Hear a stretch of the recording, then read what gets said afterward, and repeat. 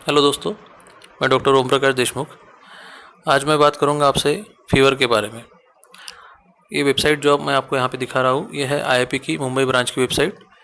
इसमें एक आर्टिकल मुझे थोड़ा अच्छा लगा, एक सिंपल लैंग्वेज में जो पेरेंट्स को या एक आम आदमी को समझ सके, इसलिए मैंने सोचा चलो ये आपके साथ शेयर कर लेता हूँ। इसमें फीवर के बारे में एफएक्यू जो है, एक डॉक्टर शिल्पा आरोस्कर, उनका ही शायद लिखा हुआ आंसर है, एफएक्यूज़ है। तो उसमें आप यहाँ पे देख सकते हो, नॉर्मल बॉडी टेम्परेचर के बारे में दिया है जो 97.5 टू 97.8 तक रहता है अगर आप एक्जिला मतलब हमारे बगल में अगर गिने तो। एक्चुअली साइंस के हिसाब से या मेडिकल साइंस के हिसाब से सबसे एक्यूरेट टेम्परेचर जो है, या हमें आइडियली रेक्टम का टेम्परेचर लेना चाहिए। सेकंड एक्यूरेट रहता है ओरल का। ओरल मतलब मुंह में जो थर्मामीटर रख के हम गिनते हैं, लेकिन वो दोनों टेम्परेचर लेना बच्चों में खास करके इतना आसान नहीं रहता है। थर्मामीटर बच्चे हिलते हैं या इरिटेबल रहते हैं बुखार के समय, तो ऐसे समय पर थर्मामीटर ब्रेक हो सकता है। अगर आप मर्क्यूरी थर्मामीटर यूज़ कर रहे हो तो पारा भी बच्चे के पेट में जा सकता है, जो थोड़ा पॉइजनस रहता है। और दूसरी बात, बच्चा मुंह में थर्मामीटर रखना बहुत नेक्स्ट टू इम्पॉसिबल है। तो इसलिए एक सिंपल सा तरीका है कि आप एक्जिला में गिनिए। एक्जिला में भी आप थर्मामीटर से टेम्परेचर गिन सकते हो।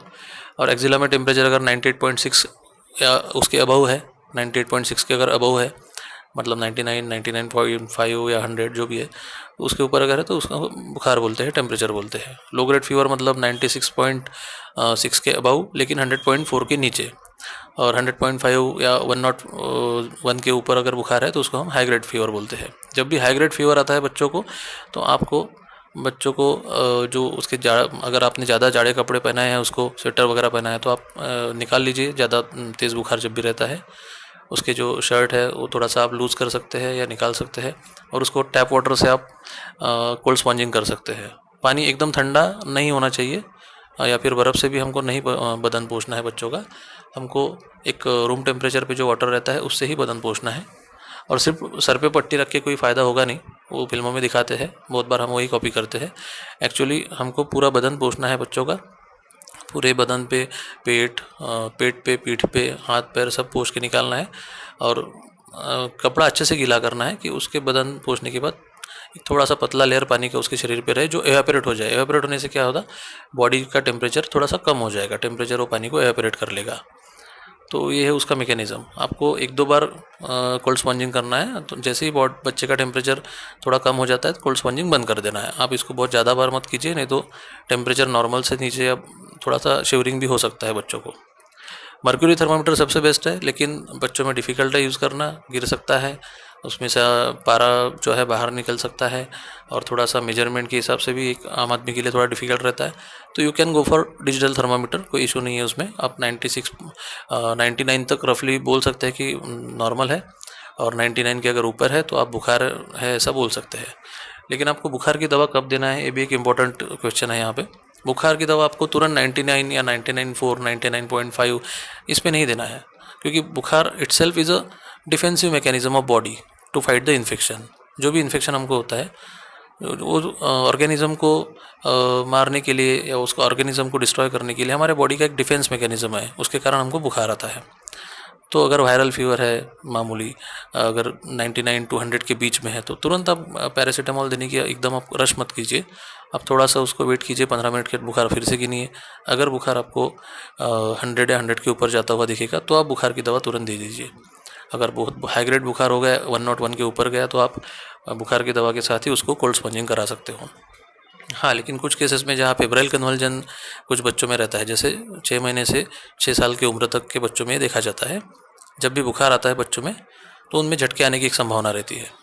तो ऐसे समय आपको वेट नहीं करना है। आपको अगर 99.6 या उसके अबव थोड़ा सा भी बुखार दिखता है, आपको तुरंत बुखार की दवा देना है। और डॉक्टर आपको शायद, अगर फेब्राइल कन्वल्जन बच्चे को है, तो एक फ्रीसियम या क्लोबा नाम की टैबलेट जिसमें क्लोबाजाम रहता है, वो भी सजेस्ट करते हैं बहुत बार। तो उसका भी डोज आपको अपने डॉक्टर की सलाह से उसको देना है, ताकि उसको कन्वल्जन ना आए बुखार में। तो ये था बुखार के बारे में। और दूसरा, यहाँ पे जो कुछ रीजंस दिए हैं बुखार क्यों आता है, मैंने आपको ऑलरेडी बताया। वायरस, बैक्टीरिया, पैरासाइट इन्फेक्शन कोई भी अगर हमारे शरीर में हुआ तो उसके एक रिस्पॉन्स जो है बॉडी का, वो बुखार के फॉर्म में निकलता है। दूसरी बात, सॉरी आपको हमेशा डेंजर साइंस जो है वो हमेशा याद रखने हैं बच्चों, खास करके बच्चों में। डेंजर साइंस मतलब बुखार जब एकदम तेज़ रहता है, बच्चों में फीट आती है, झटके आते हैं, या फिर बच्चा अगर ओरली कुछ एक्सेप्ट नहीं कर पा रहा है, मुंह से दवाई नहीं पी पा रहा है, बच्चा सुस्त पड़ा हुआ है, यूरिन आउटपुट कम है, ये डेंजर साइंस है। ऐसे समय आपको तुरंत डॉक्टर की सलाह लेना है। आपको जब भी बुखार आता है बच्चों को, तो बुखार की दवा के साथ ही आपको उसको हाइड्रेशन का भी ख्याल रखना है। जैसे आप ORS हो गया, ओरल रिहाइड्रेशन सोल्यूशन, या नमक शक्कर का पानी बना के उसका घोल बना के आप बच्चे को दिन भर थोड़ा थोड़ा पिला सकते हो, ताकि अगर बच्चा बुखार में खाना कम खाए तो भी उसके शरीर में एनर्जी लेवल या फिर ग्लूकोज की लेवल बनी रहे और उसका यूरिन आउटपुट अच्छा रहे।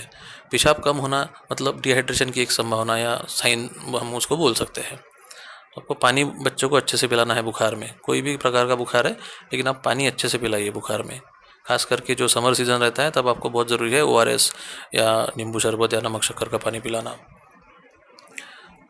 दूसरी बात, सबसे सेफ जो मेडिसिन है बुखार के लिए वो है बच्चों में पैरासीटामॉल, क्योंकि पैरासीटामॉल हमेशा हमको घर पे रखनी चाहिए।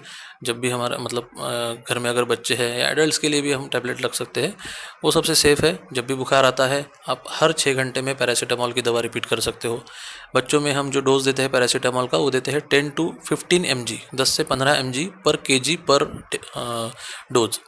तो फॉर एग्ज़ाम्पल अगर 10 किलो का बच्चा है और पैरासीटामॉल के 5 ml की सिरप में अगर 120 mg दवा है, तो आप उसको 5 ml पिला सकते हो। और अगर पैरासीटामॉल की सिरप आपके पास है जिसमें 5 ml में 250 mg दवा है, फॉर एग्ज़ाम्पल कैलपॉल 250 या पैसीमॉल DS, बहुत सारी दवाई आती है, क्रोसिन 250, तो उसको आपको 2.5 ml पिलाना है, क्योंकि आपको 10 to 15 mg पर kg के अराउंड आपको उसको देना है। और यह डोज आप हर 6 घंटे में रिपीट कर सकते हो।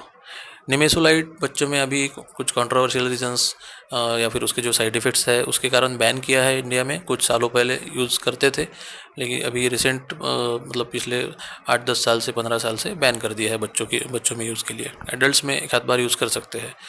दूसरा एक ऑप्शन रहता है, अगर बहुत ही ज़्यादा हाई ग्रेड फीवर है तो हम ब्रूफेन यूज़ कर सकते हैं। बहुत सारी दवाइयाँ ब्रूफेन पैरासीटामॉल कॉम्बिनेशन की भी आती है, या आप पैरासीटामॉल देखिए, अगर बुखार नहीं उतरता है तो कोल्ड स्पॉन्जिंग कीजिए, अगर ज़्यादा ही तेज़ रहता है तो उसके साथ ब्रूफेन दे सकते हैं। ब्रूफेन के सिरप भी आते हैं और टैबलेट भी आती है। तो ये हो गया बुखार के बारे में। और दूसरी एक जो क्वेरी रहती है बहुत सारे पेरेंट्स की, वो रहती है कि हमारे बच्चे का सर हमेशा गर्म है, हमारे बच्चे का जो तलवे या हाथ रहते हैं, पंजे रहते हैं, वो बहुत गर्म है। तो मैं आपको एक चीज़ बताना चाहूँगा यहाँ पे कि 99% बच्चों में और आप बच्चे का बुखार गिन सकते हो। आप बच्चे का बुखार जैसे मैंने बताया, एक्जिला में, आर्मपिट में थर्मामीटर रख के गिनिए। डिजिटल थर्मामीटर अगर है तो 2 मिनट के बाद वो बीप देगा, एक ऐसे टीक टीक ऐसे उसमें से आवाज़ आएगी आपको। तो आपको तब रीडिंग देखना है। अगर 99 के नीचे है तो आपको घबराना नहीं है, नॉर्मल है। अगर 99 या फिर उसके ऊपर है तो बुखार है। ऐसे समय आप बुखार की दवा बच्चों को दे सकते हो। या फिर आप 15-20 मिनट के बाद फिर से गिन सकते हो। 99 के अगर आपको ऊपर जाता हुआ दिखता है बुखार, 100 या 100 के ऊपर जाता हुआ दिखता है, तो आप बुखार की दवा दीजिए। और अगर 99 के नीचे रहता है तो इट इज़ एब्सोल्युटली नॉर्मल। चाहे आपको हथेली गर्म रहे, सर गर्म रहे, उसको हम बुखार नहीं बोलते हैं। तो आशा करता हूँ ये मेरा वीडियो आपको पसंद आएगा। कुछ क्वेरीज है तो प्लीज़ हमें कमेंट सेक्शन में पूछिए। Thanks for watching.